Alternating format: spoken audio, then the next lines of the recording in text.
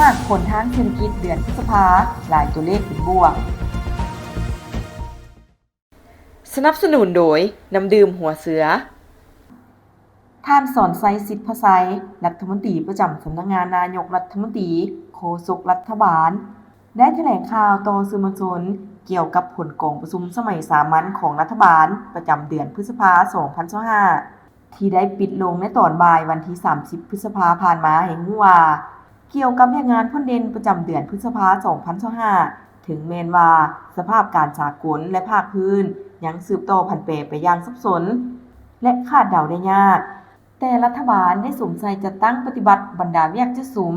ที่กำหนดไว้ในบรรดามติสภาแห่งชาติแผนพัฒนาเศรษฐกิจสังคมแผนงบประมาณและแผนเงินตราประจำปี 2025 และตามมติของประชุมรัฐบาลสมัยสามัญประจำเดือนเมษายน 2025 สำเร็จหลายด้านเป็นต้นทั่วประเทศสืบต่อรักษาได้เสถียรภาพทางด้านการเมืองอย่างหนักแน่นสังคมมีความสงบและเป็นระเบียบเรียบร้อยโดยพื้นฐานการเก็บและรับเข้างบประมาณสามารถปฏิบัติได้ 31,773 ตื้อกีบเท่ากับ 93 ส่วนห้อยของแผน 6 เดือนต้นปีแผนรายจ่ายปฏิบัติได้ 21,682 ตื้อกีบเท่ากับ 56.26 ส่วนห้อยของแผน 6 เดือนต้นปีสามารถควบคุมอัตราเงินเฟ้อลดลงจาก 11.1 ส่วนห้อยในเดือนผ่านมาอยู่ในระดับ 8.3 ส่วนห้อยสามารถเพิ่มครั้งสำรองเงินตราต่างประเทศกุมการนำเข้าบ่หลุด 5 เดือน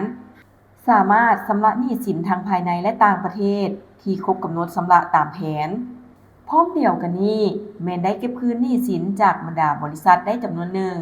มูลค่าการนำเข้าส่งออกสินค้าบ่รวมนำเข้าส่งออกไฟฟ้าบรรลุ 1,310 ล้านดอลลาร์ในนั้นมูลค่าการส่งออกสินค้าบรรลุ662 ล้านกว่าดอลลาร์เทียบเดือนผ่านมาเพิ่มขึ้น 16.2 ส่วนห้อยเฮ็ดให้ลาวเกินดุลการค้ากับต่างประเทศ 14 ล้านกว่าดอลลาร์ได้สงสัยการผลิตเพื่อค้ำประกันเสบียงอาหารโดยเฉพาะผลิตข้าวนาแสงสามารถเก็บเกี่ยวในเนื้อที่ทั้งหมด 49,468 เฮกตาร์ในนั้น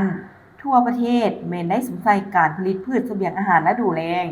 การผลิตซีนไข่และปลาซึ่งสามารถสนองได้ตามความมีความต้องการของการบริโภคภายในโดยพื้นฐาน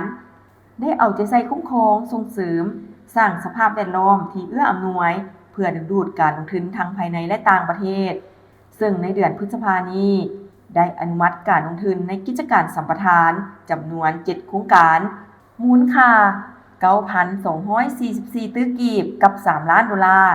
ได้สืบต่อสุขยูติดตามกวดกาและปรึกษาหารือเกี่ยวกับวิธีการและมาตรการในการปรับปรุงและก่อสร้างโครงสร้างพื้นฐานในขอบเขตทั่วประเทศให้มีความคืบหน้าไวขึ้นความซื่นใจมีหน้าตาเป็นแบบใดหน้าตาใสๆแววตาซื่อๆแต่เห็นแล้วซุ่มซื่นหัวใจ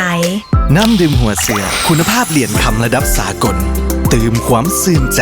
ห่วงใยทุกเวลา